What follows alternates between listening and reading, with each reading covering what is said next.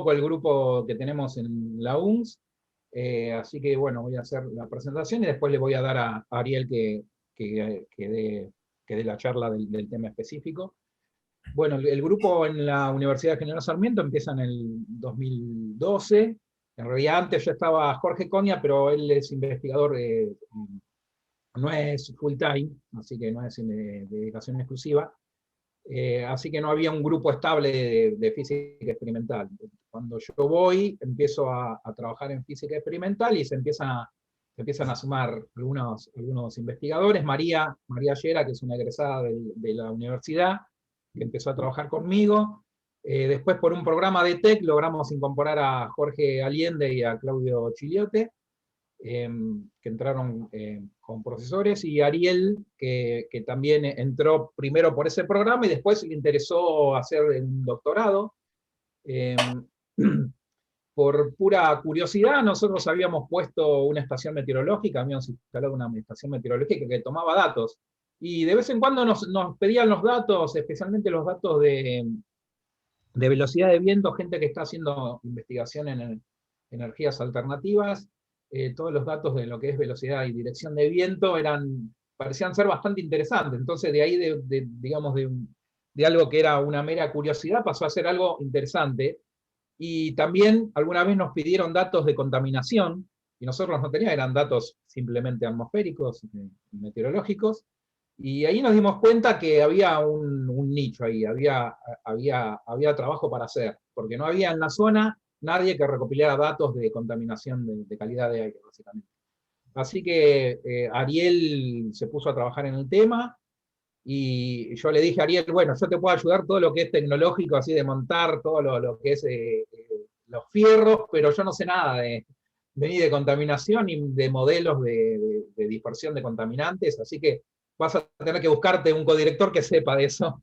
Así que después de un tiempo largo que estuvo buscando gente que pueda colaborar, este, encontró él el grupo este de la UTN de Córdoba, con el cual desarrolló todos los métodos numéricos de los cuales va a hablar hoy. Así que bueno, le doy la palabra a Ariel y bueno, todo tuyo.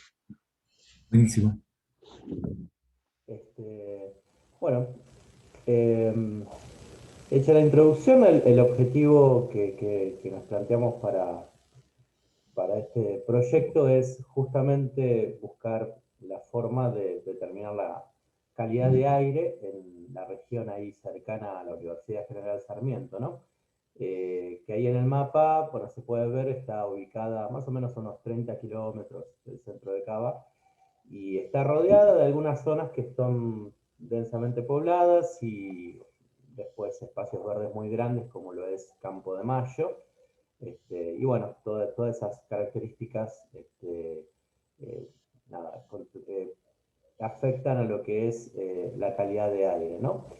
Entonces, de lo que es la zona, haciendo un trabajo de antecedentes y simplemente observando la dinámica de lo que es el conurbano y en particular esa zona, hubo un crecimiento urbano muy fuerte en las últimas décadas. Eso lleva a aumento de tráfico, mayor población, mayores emisiones.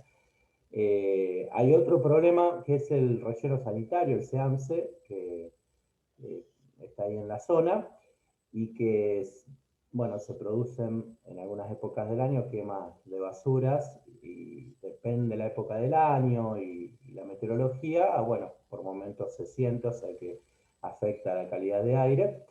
Y también en la zona hay varios parques industriales ya instalados, hay proyectos para instalar otros nuevos y hay además industrias que están como dispersas en la zona y trabajan con, bueno, pocos controles en lo que se refiere a calidad de aire, ¿no? Entonces, bueno, la preocupación está como establecida para trabajar este tema en esta zona.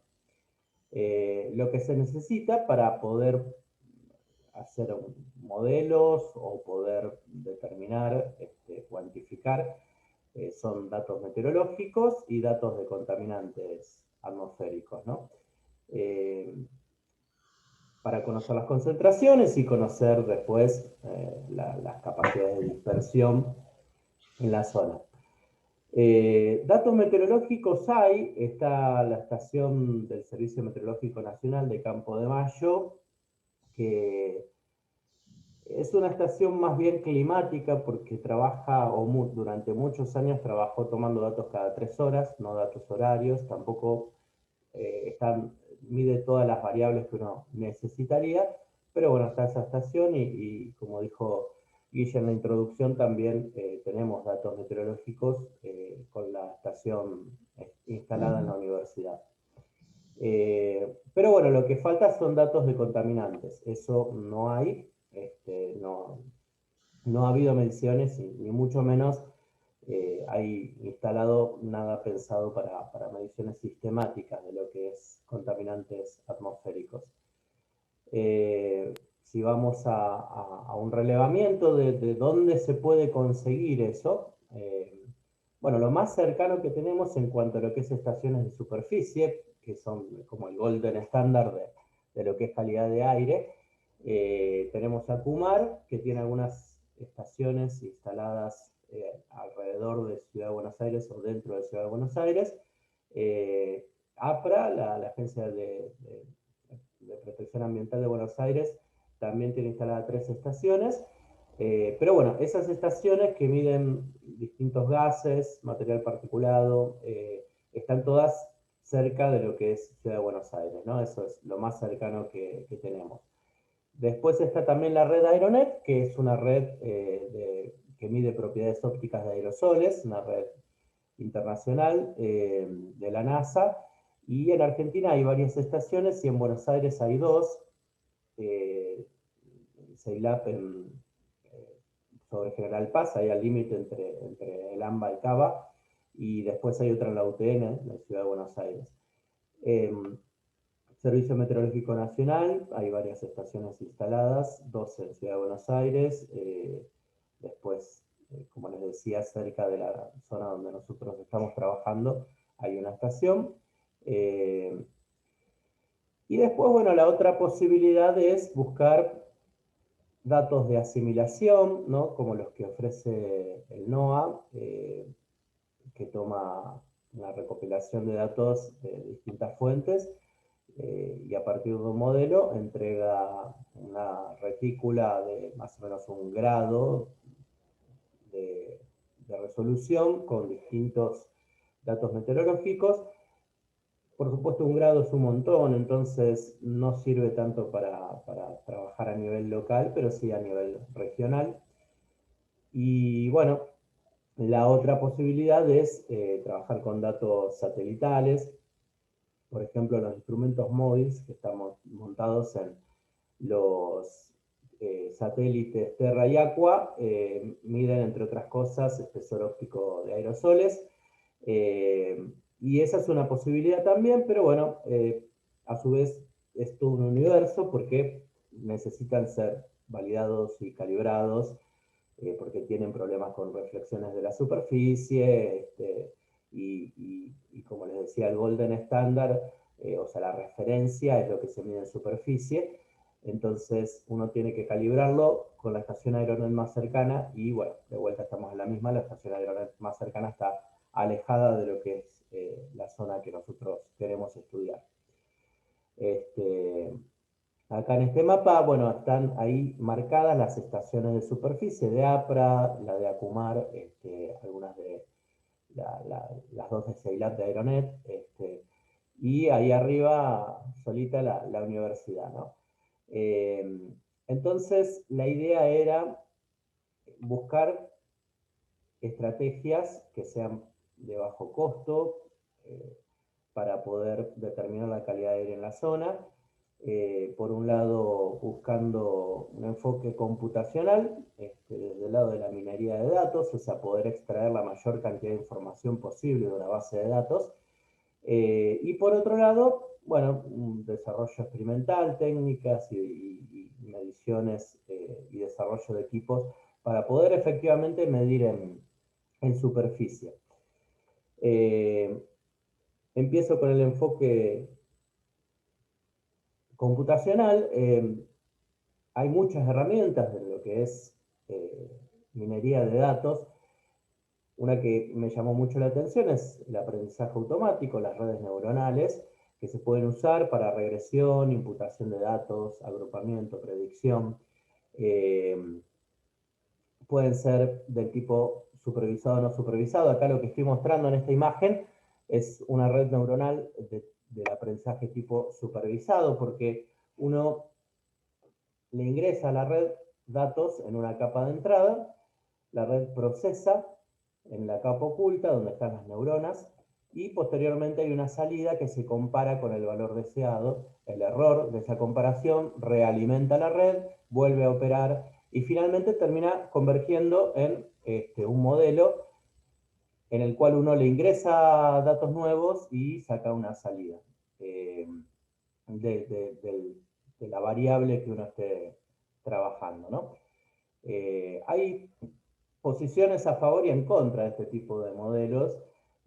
Los que están en contra tienen sus razones, en el sentido de que es un modelo estadístico, va operando en las neuronas los pesos y sesgos de cada variable, y finalmente uno termina como una especie de caja gris, se podría decir, porque, digamos, uno conoce pesos y sesgos, entonces no es del todo una caja negra, pero básicamente es un modelo en el que uno después ingresa los datos y saca la salida, ¿no?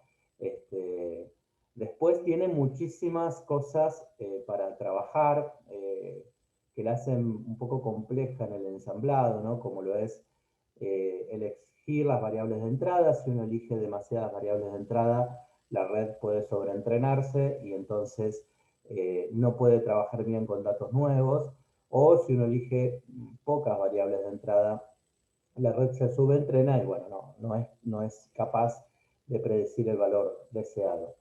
Después de todas esas variables de entrada, uno tiene que elegir formas de dividir los datos en una parte para entrenar la red, otra para validarla y volver para atrás y retocarla, y finalmente una etapa de prueba para ver el funcionamiento final.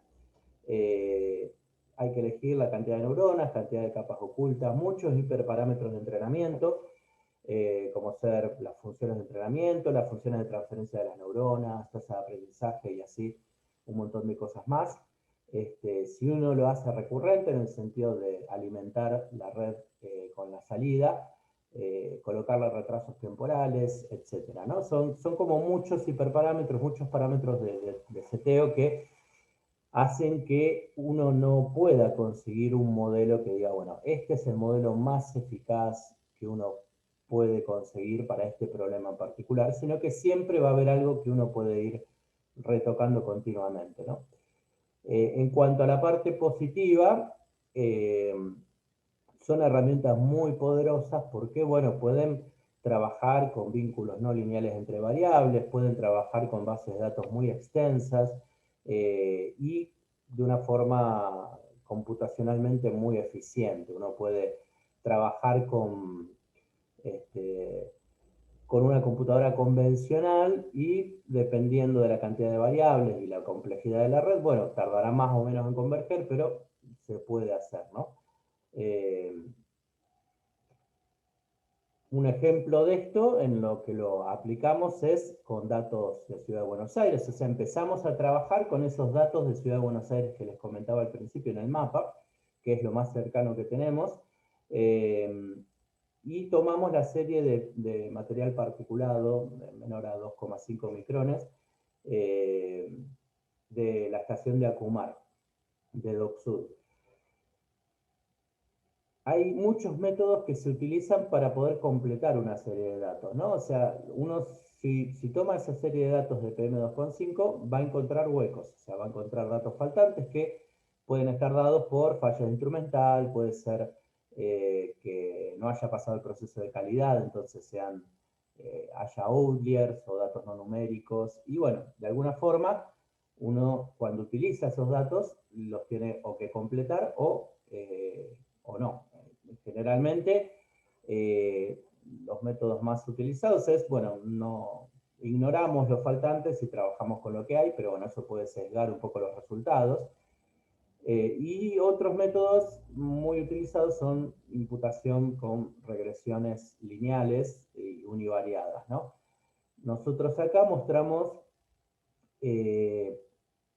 regresiones lineales, plan y de vecinos cercanos, que son los métodos más usados generalmente con esta serie de datos, para completar datos faltantes. Tomamos una serie de 700 horas consecutivas donde no había datos faltantes, le generamos huecos artificialmente y los rellenamos después con estos métodos. Ariel, Estos gráficos...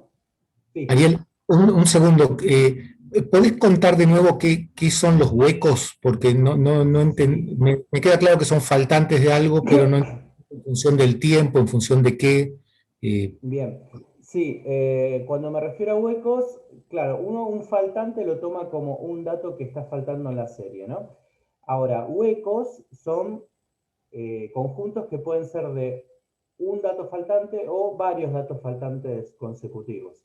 O sea, uno tiene, por ejemplo, datos horarios de la serie, entonces uno tiene a las 11 horas hay dato, a las 12 horas no, a la 1 sí. Entonces, ese de las 12 horas, un hueco de longitud 1, o sea, de un solo dato faltante, ¿no? Y así puede haber, bueno, varias horas consecutivas de datos que están faltando. Eso es lo que nosotros ahí graficamos en el eje horizontal, esos son datos faltantes consecutivos que nosotros generamos artificialmente, y en el eje vertical está el desempeño de estos métodos para completarlos. Entonces, se puede ver que para datos 2 o 3 datos consecutivos, horas consecutivas sin datos, más o menos estos métodos funcionan y después, si tenemos huecos más largos, de mayor cantidad de horas, ya el desempeño empieza a bajar bastante, ¿no? Y si uno mira cómo están distribuidos esos huecos en la serie original, acá se ven unos histogramas de longitud de huecos en función, bueno, los números de casos de longitudes de huecos, y no sé si se ve bien, o sea, pero bueno, hay muchos casos con una sola hora faltante, ¿no? Rodeada de datos medidos. Casi 70 y pico de casos. Después, bueno, dos huecos consecutivos, dos faltantes consecutivos, bueno, hay un poco menos de casos, tres faltantes consecutivos, hay menos casos, y así va disminuyendo como uno más o menos esperaría, hasta que de golpe se encuentra con un pico acá de muchos casos en donde faltan 24 horas consecutivas de datos, más de 100 casos. Después sigue disminuyendo y nuevamente hay otro pico con muchos casos de 48 horas consecutivas, sin datos. Luego hay otro piquito acá más lejos de 72 horas. Entonces, esto habla de cómo están distribuidas los faltantes en una serie de datos de mediciones ambientales, ¿no?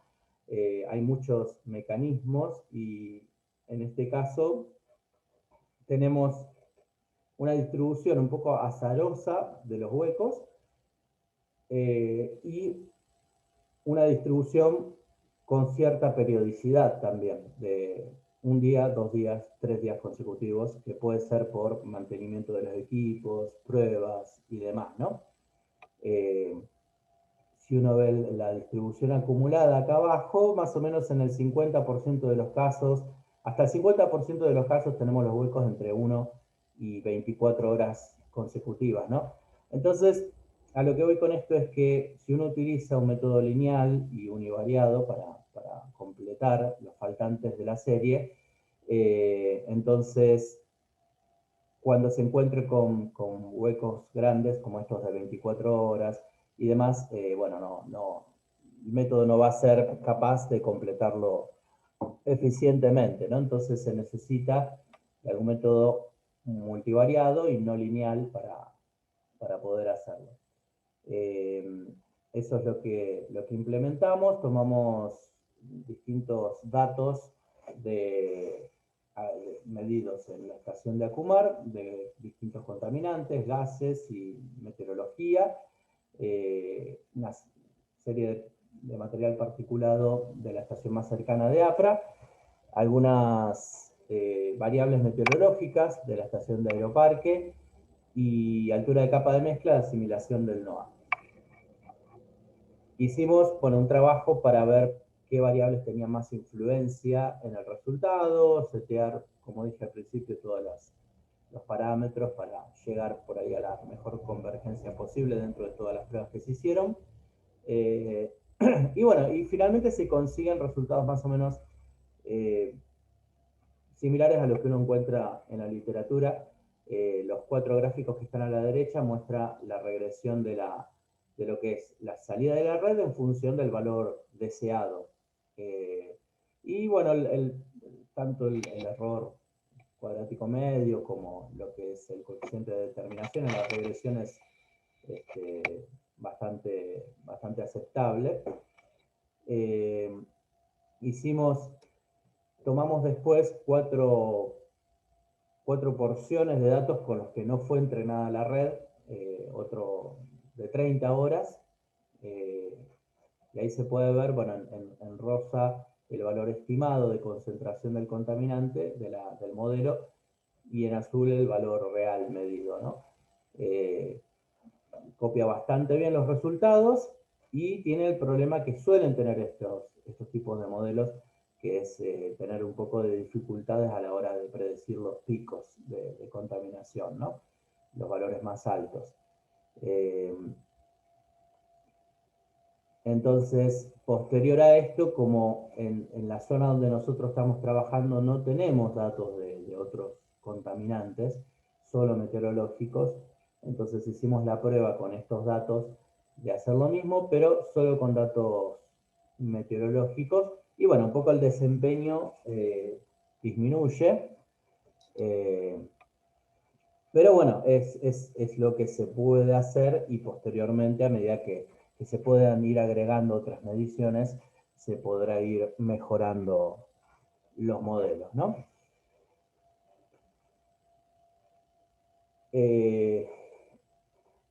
Después, bueno, lo que necesitábamos era justamente medir en superficie, tener otros datos como para alimentar estos modelos ahí en la zona de la universidad. Y ahí es donde, bueno, se empezó a trabajar con desarrollo y tecnología de bajo costo para las mediciones. Básicamente se necesita, para poder armar un equipo de medición, obviamente los sensores, una placa de control, la alimentación, transmisión de datos. Todos estos aspectos hoy en día es bastante fácil de completar porque hay muchas opciones de tecnología de acceso libre, como es Arduino, por ejemplo. Trae módulos para relojes de tiempo real, para almacenar datos en una tarjeta SD, y todo controlado a través de una placa. Por ahí lo más complejo es el tema de los sensores, ¿no? Hicimos un primer relevamiento de la tecnología disponible, la que podíamos acceder acá, y bueno, nos encontramos principalmente con estas 4 familias de sensores.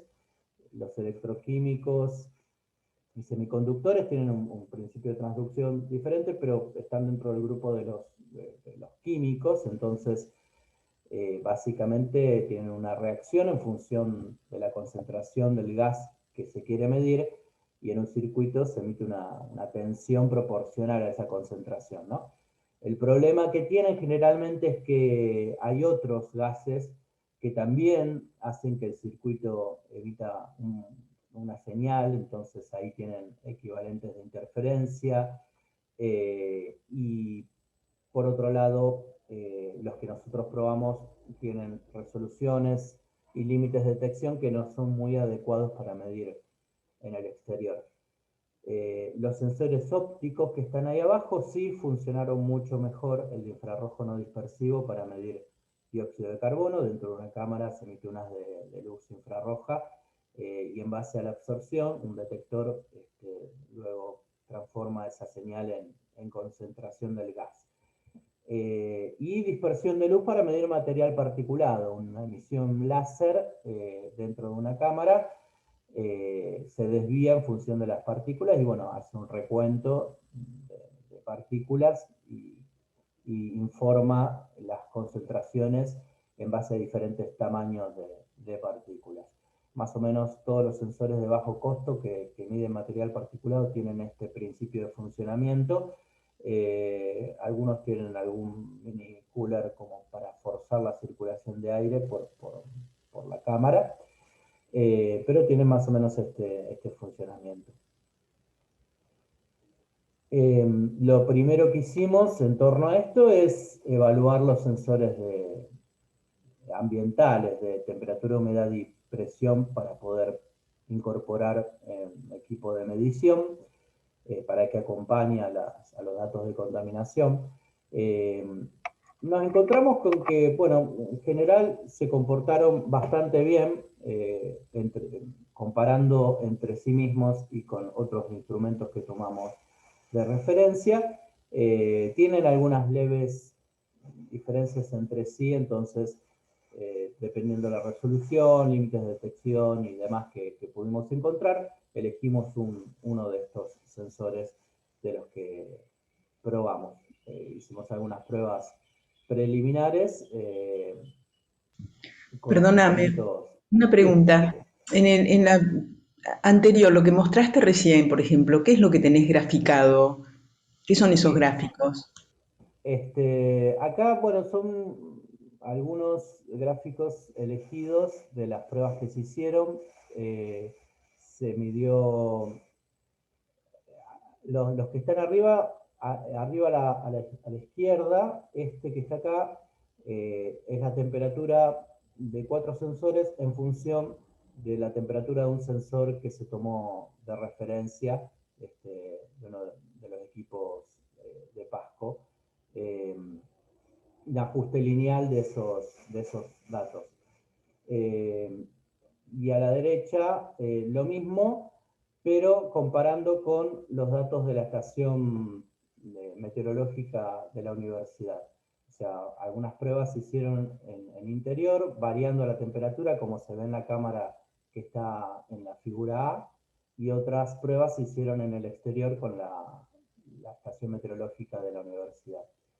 Y las dos gráficas que están abajo, bueno, una corresponde a valores de humedad relativa, la de la izquierda, y la de la derecha también a temperatura, unas variaciones de temperatura.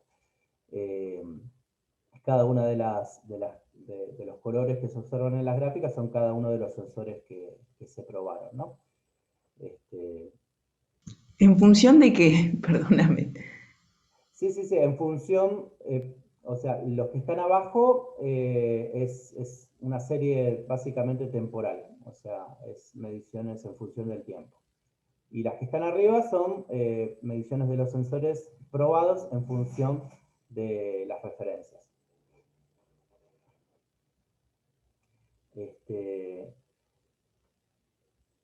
Y bueno, posterior a eso probamos otros sensores, los de gases que comenté antes, el de material particulado, con unas mediciones en el exterior para evaluar un poco el desempeño que tienen.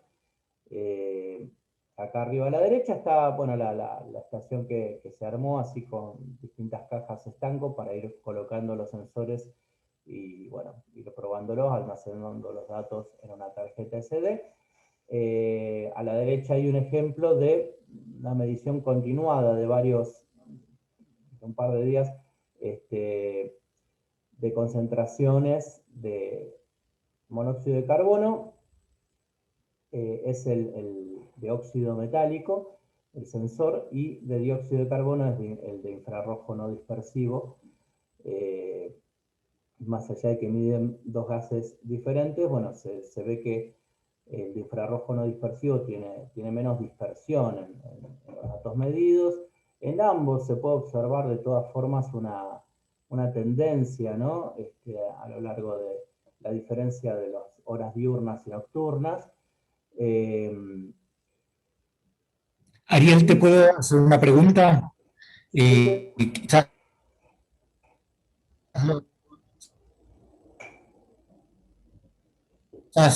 lo vas a enfocar después, pero la selectividad de los sensores, o sea, si detectan, si vos en una cámara pusieras CO o CO2 o pusieras helio, si el tipo detecta lo mismo o no, bueno, eso es la selectividad. Sí, justo se cortó un poco cuando consultabas, pero creo que entendí la pregunta. No tuvimos la posibilidad de hacer esas pruebas, íbamos a empezar a hacerlas y bueno, justo después el tema de la pandemia nos cortó esa posibilidad. Pero según lo que leímos en otros trabajos donde usaron este tipo de sensores y lo que uno ve en la información que puede dar el fabricante, lo que es, por ejemplo, dióxido de carbono, ¿no? Que funciona con el infrarrojo no dispersivo. En general es de los gases que uno puede tener en el aire, el dióxido de carbono es el que más eficientemente absorbe el infrarrojo, ¿no? Hay otros que lo hacen también, pero generalmente tienen concentraciones mucho menores, entonces puede ser despreciable el efecto que tengan. Ahora, respecto a lo que es el de dióxido de carbono, el dióxido metálico, por ejemplo, esos sensores sí tienen sensibilidades cruzadas, porque tienen otros gases. Por ejemplo, el mismo dióxido de carbono, ¿no? Puede hacer que active la reacción química del sensor y emite una señal que se suma sobre la medición de dióxido de carbono, ¿no? Sí, Entonces, sería este falso tipo de sensores, positivo. exactamente, exactamente. Y nos encontramos, claro, con que estos sensores tienen ese problema, por lo tanto es muy difícil de calibrarlos, ¿no? Entonces, por eso mismo decidimos ir acotando un poco el trabajo en función de las posibilidades que se iban dando y lo que íbamos viendo, y en principio nos quedamos solamente con el sensor de material particulado, ya que, bueno, hicimos algunas pruebas y es el que funcionó bastante mejor o bastante bien respecto a lo que son los sensores de gases. Los sensores de gases, como vos decías, se necesita una calibración de laboratorio o compararlo con otros sensores de referencia para estar un poco más seguros de las mediciones que hacen. Las gráficas que están abajo, acá muestra las tendencias medias del material particulado medido, el PM2,5 del sensor, que no lo dije, pero mide en distintos bines de tamaño, o sea, partículas menores a 1 micrón, a menores a 2,5, que es el PM2,5, y menores a 10. Acá está mostrado lo que es el PM2,5 en función de los días de la semana, horas del día, meses del año, y valores medios diarios semanales. En general todavía no, o sea, estamos trabajando todavía en hacer una descripción más acabada de lo que son estas mediciones, pero en principio se observan algunas cosas que más o menos se repiten en distintos lados, como es la variación horaria, el tema de los meses del año, ¿no? De acuerdo a las condiciones meteorológicas y también mucho tiene que ver el tema de la radiación solar, influyen en las concentraciones y más allá de las emisiones a nivel local que se pueden hacer, las tendencias que se observan son similares a las que uno puede ver en otros lugares. Entonces nos dedicamos a trabajar más en detalle con lo que es el sensor de material particulado, haciendo algunas pruebas de laboratorio. Acá en estas fotos se puede ver un montaje con un sistema de inyección de partículas dentro de una cámara, donde está el sensor, una bomba de vacío para hacer pruebas a menor presión y también para disminuir un poco la presión dentro de la cámara y después al liberar una válvula inyectar las partículas adentro. Y un cooler adentro como para hacer circular un poco las partículas y que no haya tanto efecto de deposición adentro, ¿no? Lo que nos encontramos es que, bueno, es muy difícil poder trabajar con valores de masa conocidos de partículas, porque dentro del sistema mismo las partículas quedan en los circuitos, parte de la masa va a quedar en los circuitos ahí de las mangueras y demás, pero lo que tienen estos sensores es que más allá de la masa, o sea que después emiten un valor de concentración dado, si uno trabaja con la distribución de las partículas, bueno, puede obtener mucha información, ¿no? O sea, la relación, las fracciones de tamaño de partículas, o sea, las relaciones entre las concentraciones que uno mide de PM1, PM2,5 y PM10, dan mucha información sobre el desempeño del sensor. Y con eso, bueno, con estas pruebas pudimos trabajar un poco el tema de límites de detección, resolución, precisión del sensor, más allá de lo que informa el fabricante. Por otro lado, con el mismo sensor hicimos algunas pruebas de comparación. Hubo un proyecto de Cambike, se llama, de OpenSeneca, de la Universidad de Cambridge, que vino a hacer una campaña acá en Buenos Aires. Son sensores del mismo tipo, o sea, otro fabricante, pero el mismo tipo de sensor que nosotros usamos, y son equipos que se arman con un GPS, se montan en las bicicletas y, bueno, voluntarios lo utilizan y eso genera un mapa de concentraciones.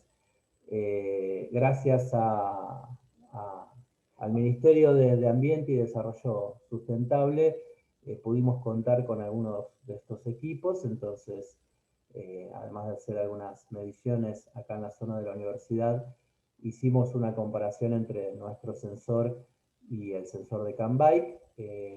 Ahí se pueden ver unas regresiones con las mediciones de nuestro sensor en función del sensor de Cambike, que, como les decía, es un sensor también de bajo costo, pero que fue calibrado en la Embajada de Estados Unidos con un equipo de referencia.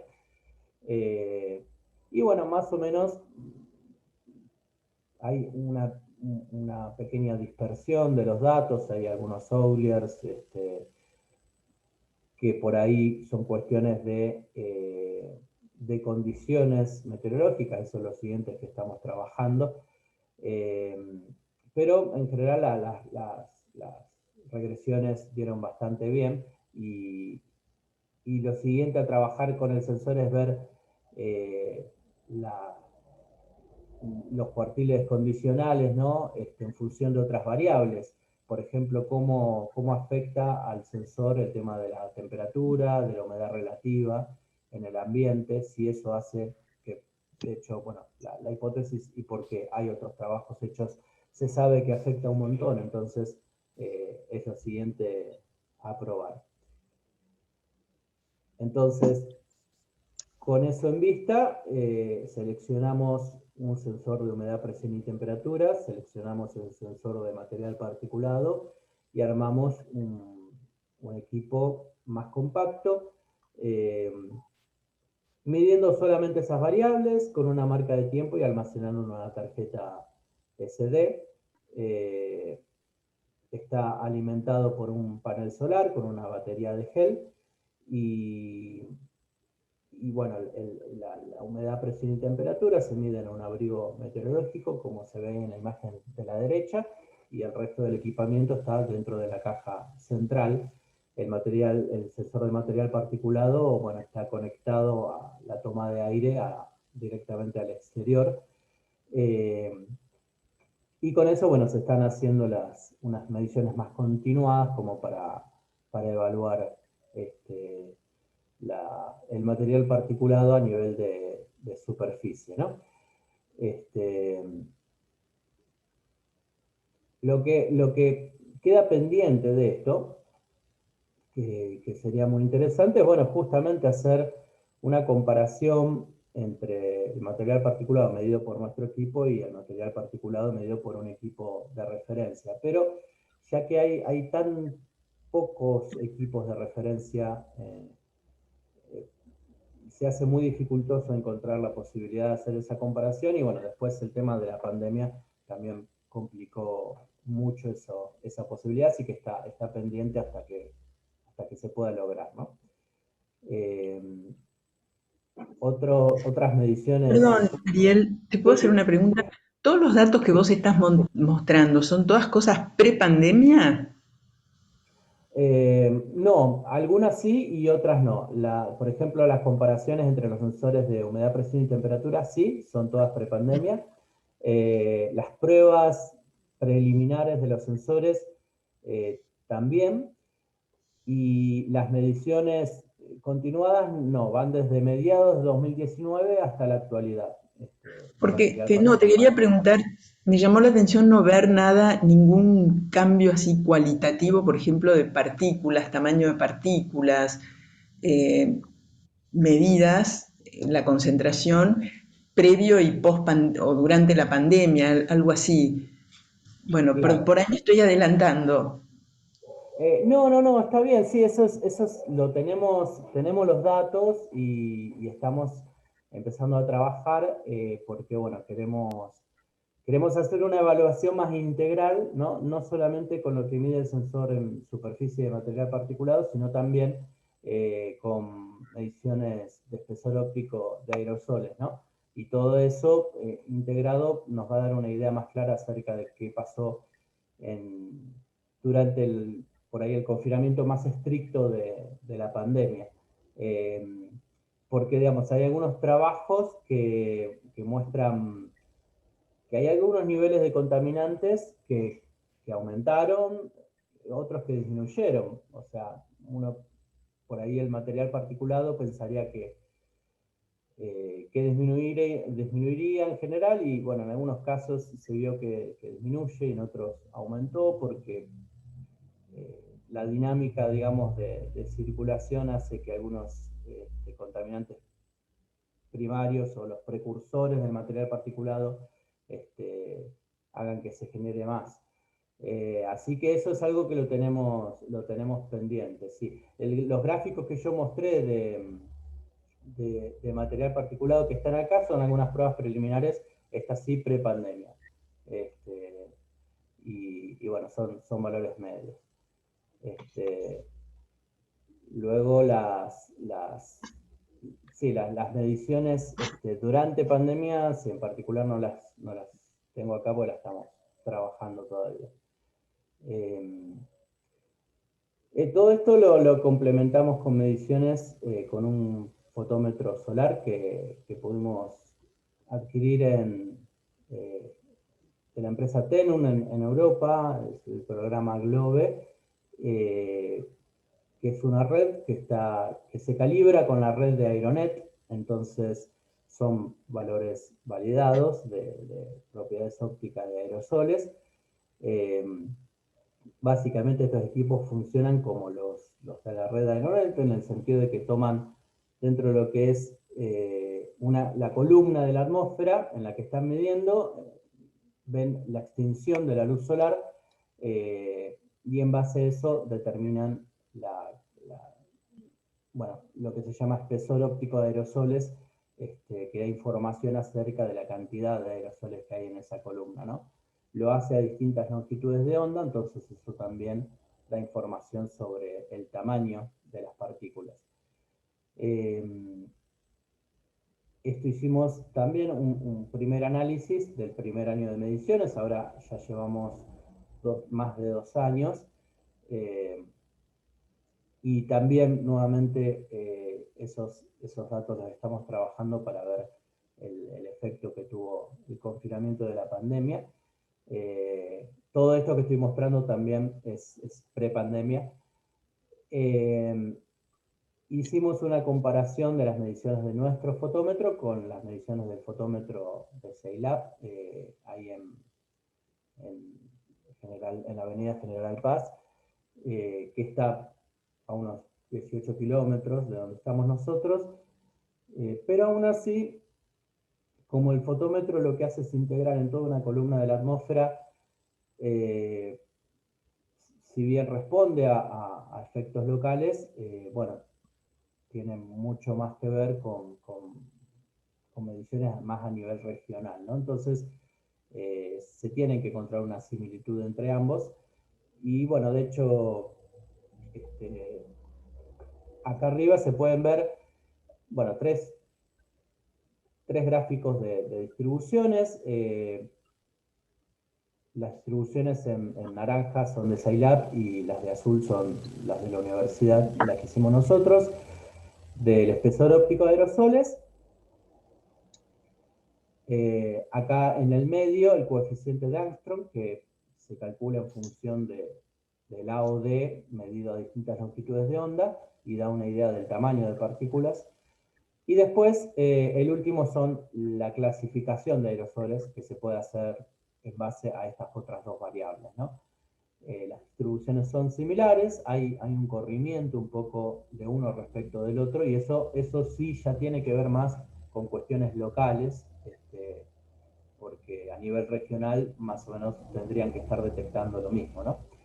En la gráfica D está el AOD de Scilab en función del AOD medido por nosotros. De vuelta, ahí la cuestión regional hace que haya una correlación entre ambas.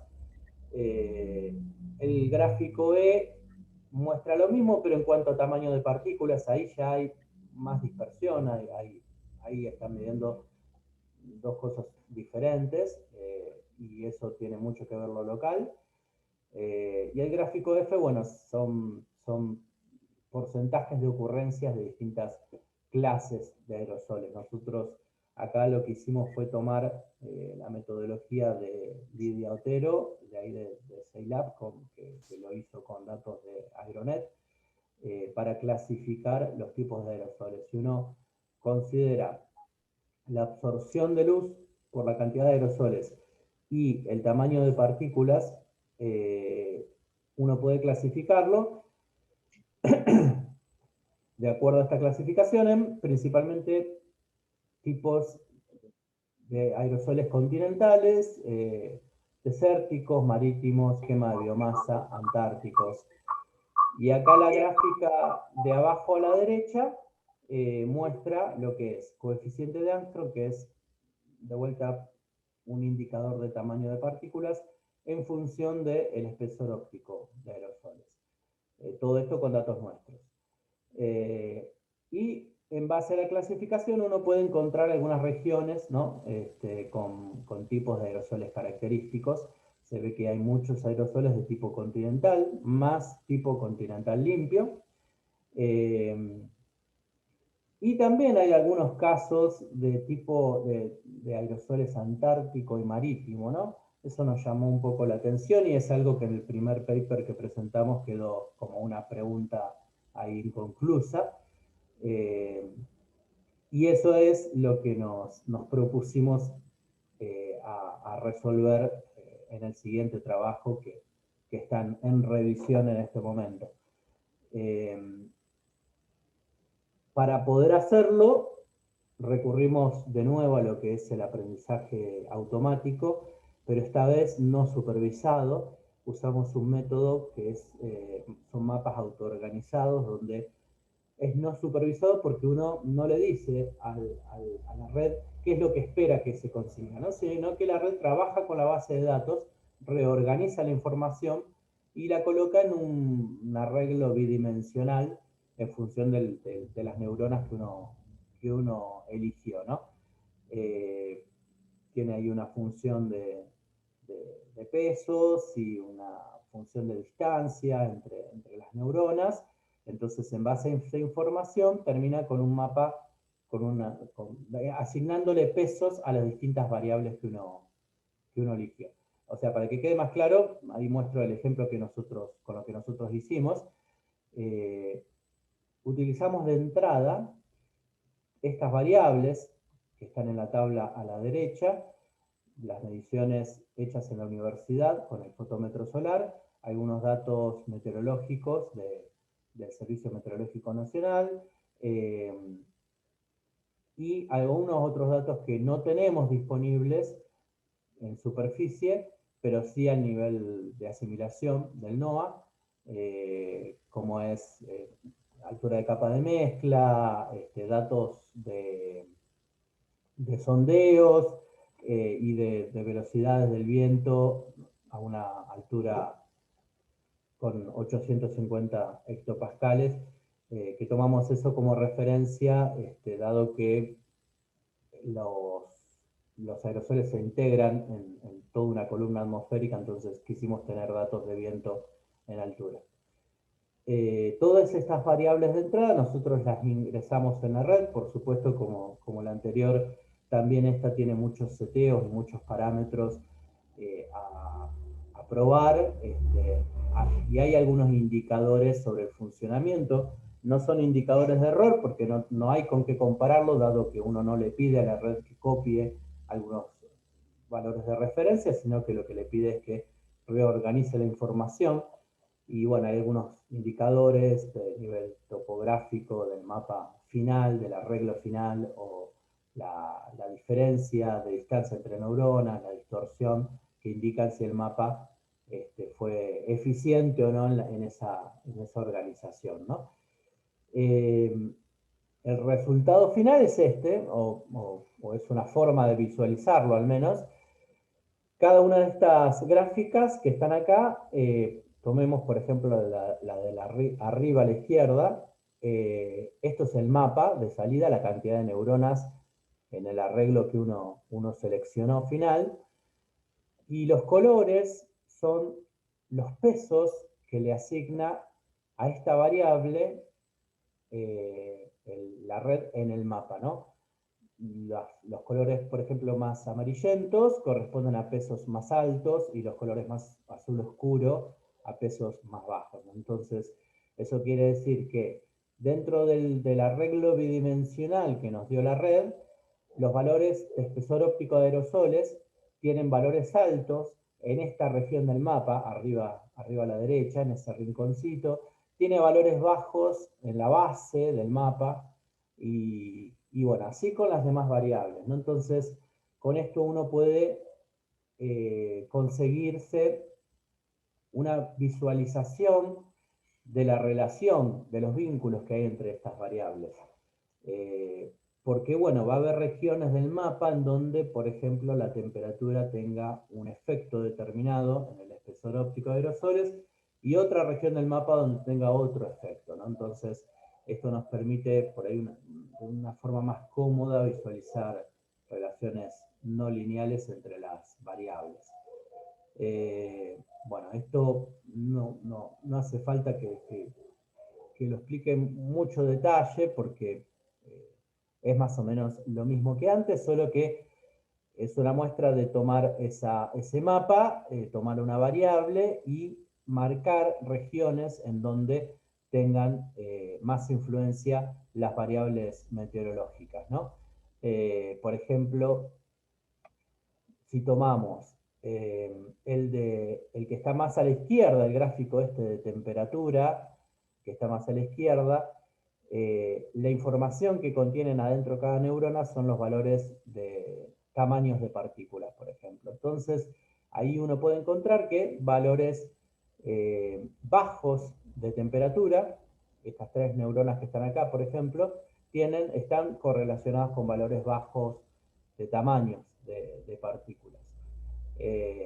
Y así sucede con las demás variables, ¿no? Eso nos ayuda a poder entender cómo es el comportamiento de los aerosoles en función de la meteorología de la zona. Y si uno combina eso con lo que es el rastreo de las trayectorias de masas de aire, acá implementamos un modelo, el Heat-Split del NOAA, que es un modelo lagrangiano de partículas simple, que en base a la meteorología que tiene el NOAA, nos dice desde dónde provienen esos aerosoles que nosotros estamos midiendo.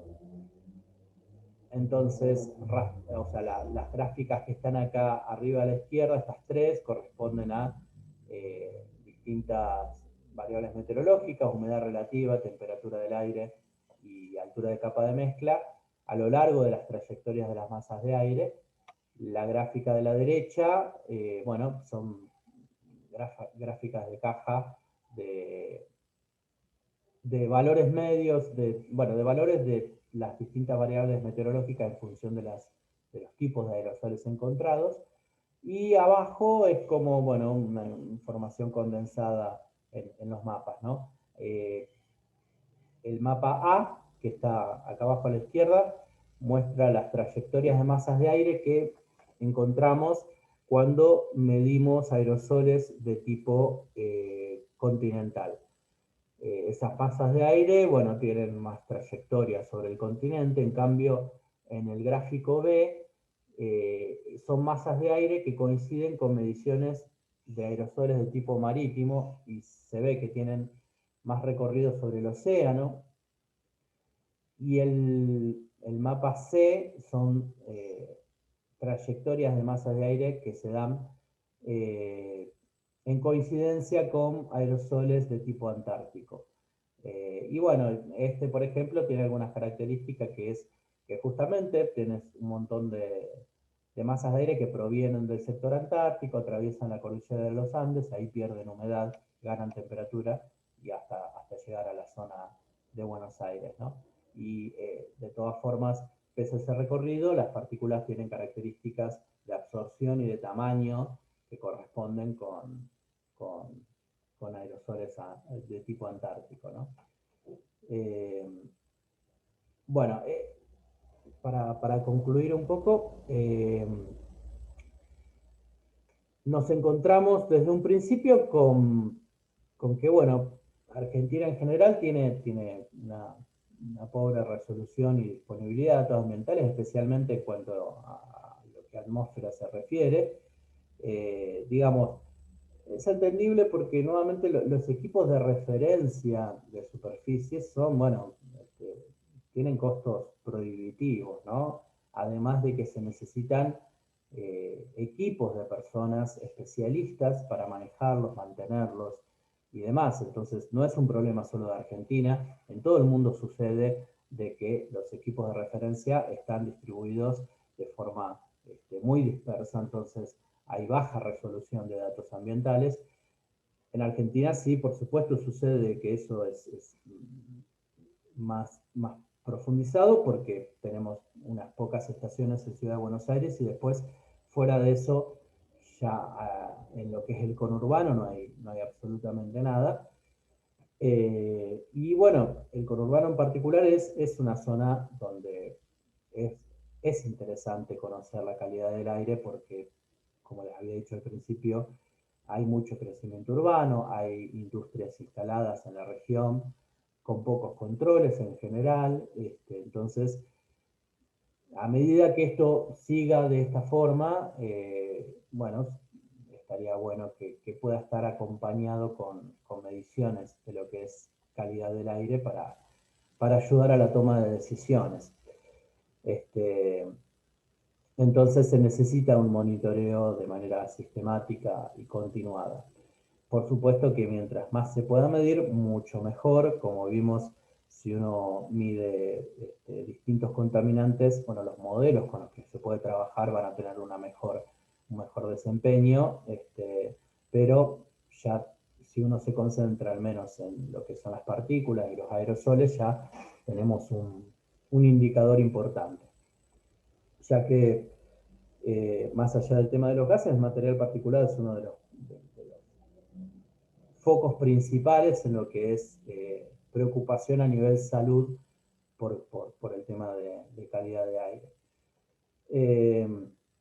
Bueno, como los equipos de referencia para hacer las mediciones son demasiado costosos, entonces hay que buscar estrategias de bajo costo para esto.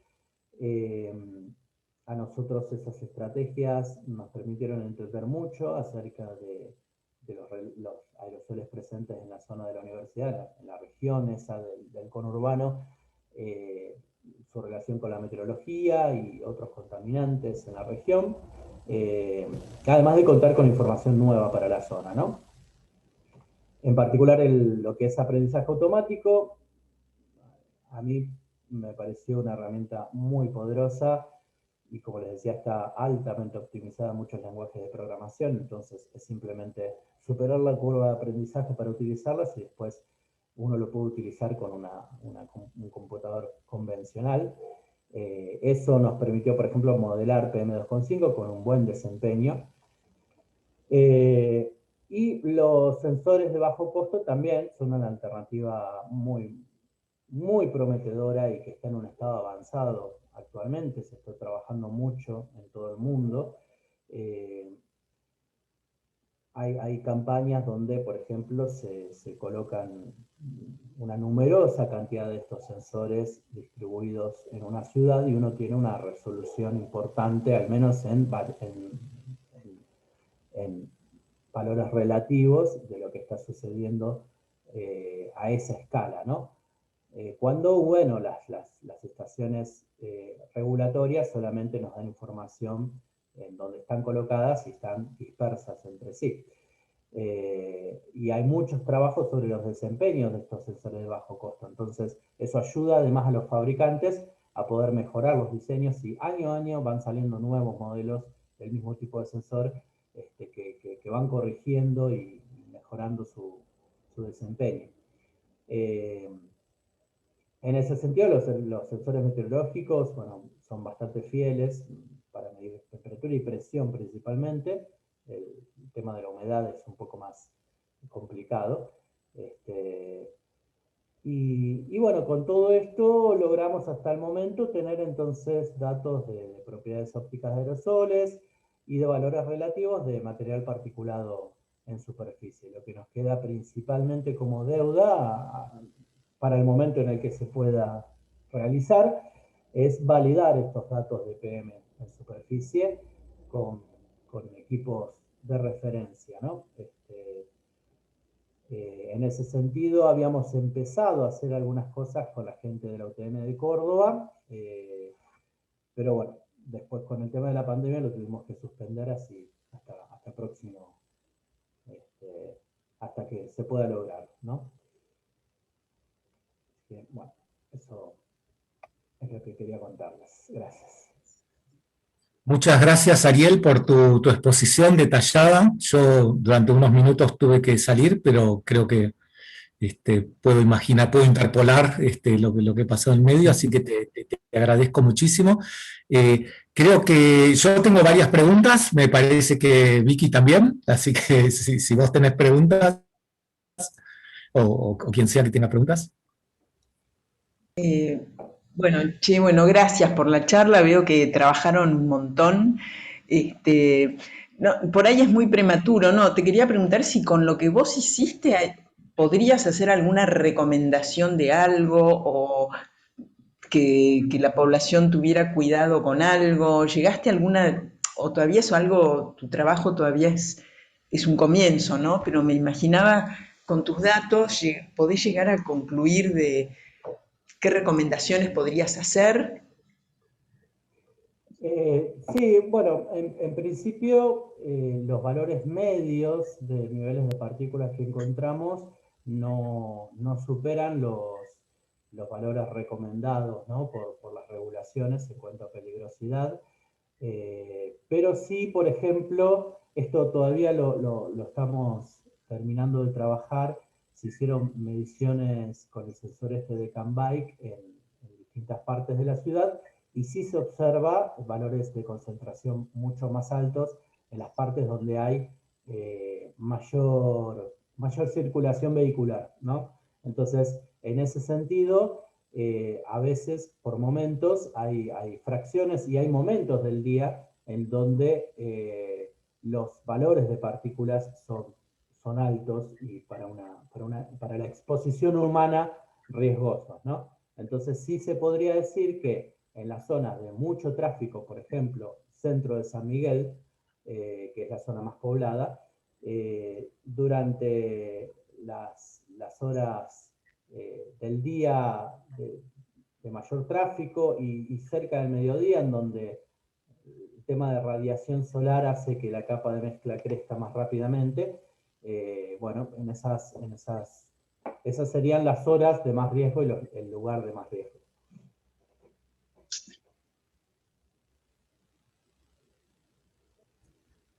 Gracias. Yo pregunta, perdón, Vicky,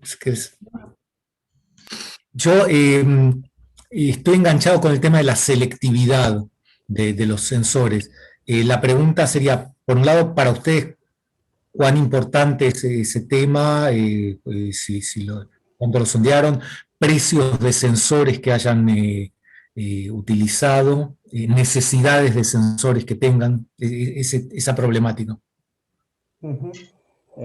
Sí, bueno, justamente el tema de los sensores químicos tienen muchos problemas con la selectividad, tiene mucha información cruzada, entonces en principio esos sensores nosotros los dejamos de utilizar.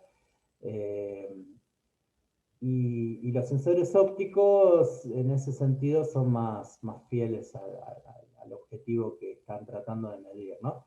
En cuanto a precios, de los que nosotros manejamos, los sensores ópticos tienen un costo más elevado. Pasa que, bueno, depende del presupuesto, hay distintos niveles de bajo costo, ¿no? Donde uno, por ejemplo, según el equipo de protección ambiental de Estados Unidos, algo de bajo costo es menos de $1000, ¿no? Pero bueno, $1000 es...